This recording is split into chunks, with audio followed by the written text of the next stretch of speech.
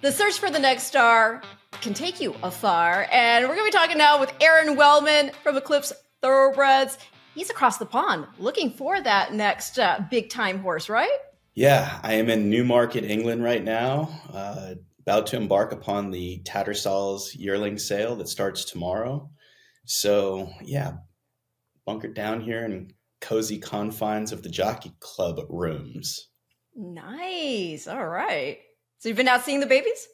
Yeah, hit the ground running this morning about 8 o'clock and just finished up at about 4. So a solid 7-8 hour day and a lot of really nice stock to work with here.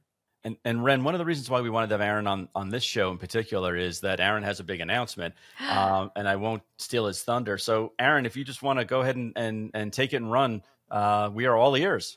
Yeah, thrilled to announce that it's been a long time in the making, but for the first time, we're actually going to collaborate with father-son team of Len and Jon Green of DJ Stable. Very fortunate for Eclipse to be partnering on their exciting 2-year-old filly, Vixen, who will hopefully be running in about 25 days' time in the Breeders' Cup Juvenile Turf. Fillies turf. That's so exciting. I mean, hey, I love the 2-year-olds. Come on. That's awesome. That's what Ren's show is all about. And for those listeners who don't realize, but we've been in the business a long time. Aron's obviously been in the business a long time as well. And we've been trying to find a way since he was 8. So it's like 3 years ago. Right. That was your bar mitzvah present, was to get a piece of. I'm way more gray than you, John. Way more gray than you. And we've been trying to get together on the right horse, and the past couple of years especially, we've been bouncing ideas off each other, and then this one just hit a sweet spot for both of us, Ren, where not only can this daughter of Vacoma run in the Breeders' Cup Juvenile Filly race, turf race, but also is going to don the Eclipse silks. So they will be represented, not only in the paddock, but hopefully in the winner circle in their very historic silks as well. So it's been the right project, hopefully, for us to embark on a beautiful friendship. No, that's awesome. You know what's interesting? Her breeder, Jason Howard, had actually gotten a hold of me because he's so excited about this filly, and he just wants to keep on top of anytime she gets mentioned in the media. She had put forth, as you said, a tremendous performance there at Woodbine, and he is over the moon about this filly and watching her continue her career. I believe it's the first horse he ever bred. Wow. Yeah, I know, right? We'll take all the beginner's luck we can get, right, John? That'll make for a great post-Breeders' Cup story. First horse this guy ever breeds turns into a Breeders' Cup winner. I'll clarify, actually. He says, awesome. I'm so excited for her. This is the first horse I sold at auction. So maybe that's his first to sell at auction. Wow, though, right? Even so, a lot of firsts. The first first crop out of Vacoma and or by Vacoma, excuse me. I'm still jet lagged from flying over from Europe, also, Aron. So I apologize. But first crop, of Vacoma's first partnership for us to put together and be associated. First time this guy sold, and hopefully Hollywood will take it from there. But we're super excited, which is why we wanted to make the announcement. And Aron, you guys have had a lot of experience running horses in the Breeders' Cup. This one's going to be in your backyard. Is there any additional excitement because of that? Look, I don't care if the Breeders' Cup is, at Agua Caliente. It's always going to be exciting. But we started off in October of 2011. And one of the first horses we ever bought was a filly called Sweet Cat, a Kitten's Joy filly that ran second in the Jessamine in her first race for us and took us to the Breeders' Cup Juvenile Fillies turf. She ran third that day. So she arguably is one that sort of put Eclipse on the map, or started to put us on the map. And this will be our 14th Breeders' Cup since we started the stable. And touch wood, we have been represented by at least one runner every year since 2011, and this would be our 14th consecutive year. And hopefully not just Vixen, which we're really excited about, but a few others that could make the gate sporting the Eclipse baby blue and black as well. So it's always exciting. We're thrilled to be associated with DJ, the Green family, and you guys have just been so gracious in putting the deal together. Obviously, Mark Cassie's got her. He's one of our primary trainers as it is. So it just was a really good fit with a high quality filly. And, like you said, there's a lot of firsts to this experience. Very different than our first Breeders' Cup Juvenile Fillies turf win that we won back in 2017 with Sharing. She was by a Breeders' Cup winner, out of a Breeders' Cup winner, who was out of a Breeders' Cup winner. So there were a lot of family lineage connections to the Breeders' Cup there. Now you've got Vacoma, who's a first-year stallion. This is a first-time partnership, and hopefully she'll cross the wire first. I think it's so cool. And what a cool name. I mean, if we could get just a little superficial also, the name is awesome. Yeah, I mean, for anybody that follows our stable, like, I'm jealous that Jon came up with this name because it's so phenomenal. But she definitely fits the Eclipse mold from a naming perspective. So that was just even more of a reason to put this deal together and make it happen. And it would look great on a trophy. Now you're going to be looking at going in the Breeders' Cup Juvenile Fillies turf. Of course, the big filly for that race, Lake Victoria, Aidan O'Brien, the 4for4 filly. So it's going to be a really fun edition of the race, but we've got to talk about another horse. And while you're over there, I'm just curious, are you hearing a lot of buzz talk about City of Troy's chances taking on the Breeders' Cup Classic, getting on dirt for the first time, hopefully maybe getting the job done where the magnificent Giants Causeway had to actually sell for second? I just got in late last night and really was just on the ground today inspecting yearlings. I could tell you Team Ballydoyle is out here in full force. So, I think while that big guy's being prepared for the Classic by Aidan, they're on the hunt for their next stars as well. But just the idea of City of Troy coming to America for the Breeders' Cup Classic is just such an indication of what sportsmen the Coolmore Ballydoyle conglomerate really is. I mean, they don't have to do this by any stretch of the imagination. They want to do it. And I think they're in this game to be sportsmen and to make history. And that's certainly what they'd be capable of doing if City of Troy came over here and made some noise. So it's just good for the sport. When people are willing to take their stars and take chances with them, and not just, bubble wrap them and find the lowest hanging fruit and path of least resistance. When you see guys like this do it with an asset like City of Troy, it just speaks volumes to really what ambassadors they are for the sport. And I hope he comes over and puts on a great show, whether that means, a win or gaining credibility in defeat. You two both have been so involved in breeding, selling, buying. When you're watching commentary about, he's out of Galileo Mare, people watching the work, which, by the way, I thought he looked, I'm going to take what Gary Stevens said, because I thought it was on point. He said he looked like a machine out there for that prep at Southwell. I personally do not see a problem. I mean, you got to think about, right, toward the ratio, how many Galileo daughters have had their progeny go then try dirt. I mean, I know Lee was good, very versatile.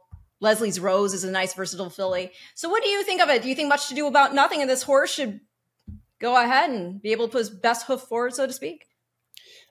Well, I think two things. One, they have nothing to lose and everything to gain by running him. Because if he doesn't act on the dirt, you've got your excuse right there. And he's still the asset that he is, and he'll be a blue chip sire regardless. It can only enhance his credentials. And I think number two, if Aidan O'Brien says, we're going to go and try the dirt, and Ryan Moore says, we're going to go and try the dirt, then you got the green light and you move forward with conviction if you're the Ballydoyle boys. So it's very exciting, and hopefully it'll make for a great storyline for Breeders' Cup Week. I think there's going to be a lot of great races this weekend, and we're just on the cusp of it. Ren, you do a show on it every week. You see how things. Well, just the 2-year-olds though, so it's fun for me to sort of put our heads together and talk about the older division. Absolutely, but I think you're gonna see, even though there isn't a leader in the pack as far as the 3-year-old boys go, Torpedo Anna is certainly an interesting conversation piece as far as, is she going to be horse of the year or City of Troy? If he wins, then it's a no brainer. But I think what you're looking at is, and one thing the Breeders' Cup has done for us. Is that it's a focal point. It's something that we shoot for. It's not just the Triple Crown races, not just the opening weekend of a certain racetrack. It's what our program focuses on. And Aron mentioned his illustrious career with the Breeders' Cup, 11 in a row. I mean, that's unbelievable. This will be 6 in a row for us, which I felt like was was some good company as well. With some wins along the way. With some wins along the way, we've been very fortunate. But I think in the grand scheme of things, but you need a 2-year-old filly on the turf now to start balancing out those juvenile fillies dirt trophies. Well, the one thing I was going to say, it's like, you have these partnerships that are putting together money to buy these expensive colts. And then you guys recognize that and started buying some expensive fillies. And we had to kind of zag a little bit more and now go with these turf horses a little bit. But, at the end of the day, when you're standing there in the paddock of the Breeders' Cup and you look around and you say, wow, I have one of 14 horses of a class of 18,000 or 20,000 foals that are born every year. It humbles me still to this point, Aron. I don't know if you still get kind of chills when you walk into the paddock of a race of that caliber, but to me that's why we do this. You gave me chills just now. I've got them right now thinking about it, and sometimes we live in a bubble in this business a lot of the time. Especially for those of us that are very fortunate to be able to play at the top of the game, or at least strive to play at the top of the game. So you don't ever want to take these experiences for granted. And just like you said, you walk into the paddock for a Breeders' Cup race or a Triple Crown race or a Classic, and you really have to take a step back because you're one of such a small percentage of the overall horse population. Horse breeders, horse owners, horse trainers, the jockeys that compete there, so we don't take it lightly, but at the same time, it's the bar that we've set for our program, and it's what our partners expect for us to deliver for them year in and year out. It's a high bar to live up to, but I believe it's really what separates the men from the boys in this game is being able to do it not just in lightning and bottle fashion, but consistently year in and year out. That's really the barometer by which I believe performance is judged. So, yes, I get chills thinking about it. We've won 2 Breeders' Cup races, placed in a bunch of others. And, this is the genius of the Breeders' Cup in and of itself. And as we've seen it expand into various divisions, it's a bold statement, but I said it, 13 years ago when we started Eclipse. My goal every year is to have a stable with horses capable of competing in every single division. And that's an obscene goal, but what the Breeders' Cup allows us to do, and the Eclipse Awards are reflected this way as well, is strive to achieve, those goals.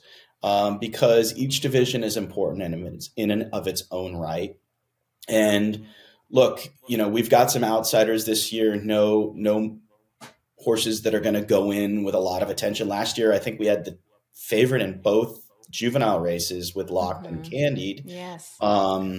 Candy might have been the second choice. I can't remember exactly, but they were very esteemed, runners going into their Breeders' Cup races. This year, we're going to be under the radar a little bit, but we hopefully have, 5 different runners potentially showing up. So that's awesome. It's a testament to the Breeders' Cup. Goes back to, John Gaines and his brilliant idea. And you're right, John. I mean, this is what we strive for. Do I think the industry can do a better job throughout the year of promoting these divisions and creating more of a structure around sort of the win and you're in system and leading up to our championship weekend, which is the Breeders' Cup. Yeah, I think there's some ideas out there that we should explore.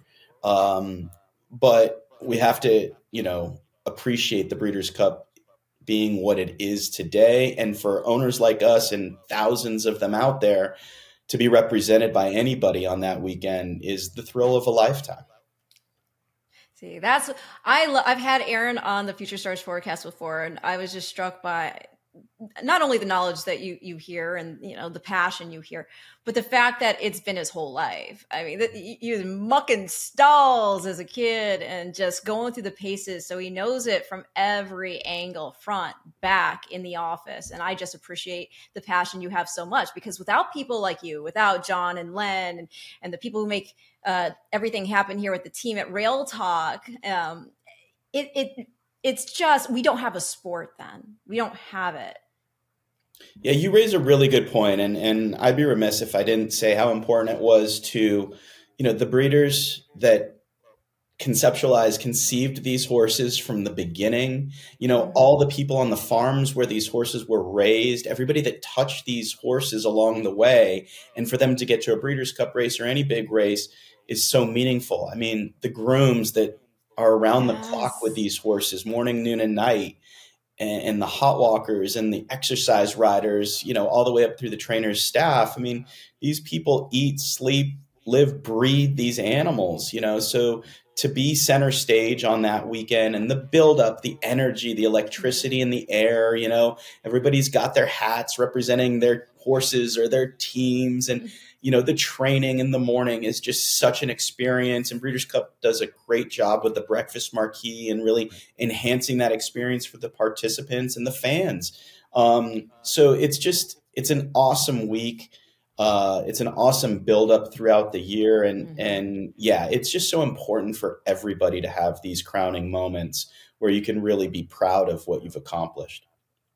Well, one of the things I'm really proud of is our budding friendship, and also the opportunity to stand next to you in the paddock and hopefully in the winner's circle in a few weeks out in California. And I can't thank you enough for your time and for coming aboard on Rail Talk. Find us another champion, Aron. All right. That's what gets us up in the morning. We're going to be trying. Really appreciate the opportunity to partner up with you guys. And look, like I said, 25 days and counting. And we'll be there with bells on. So as long as the fillies in good shape, we're going to have a lot of fun, I think. Absolutely. Absolutely. Thank you so much. On Vixen. That's right. On Vixen. Yes. That's right. Thank you so much for your time. And now you can relax and get some sleep and wake up to a new dawn of Eclipse potential champion. So we appreciate your time and look forward to spending some time with you out in California. Thanks so much, Aron. Likewise. Thanks, guys. Appreciate all you do.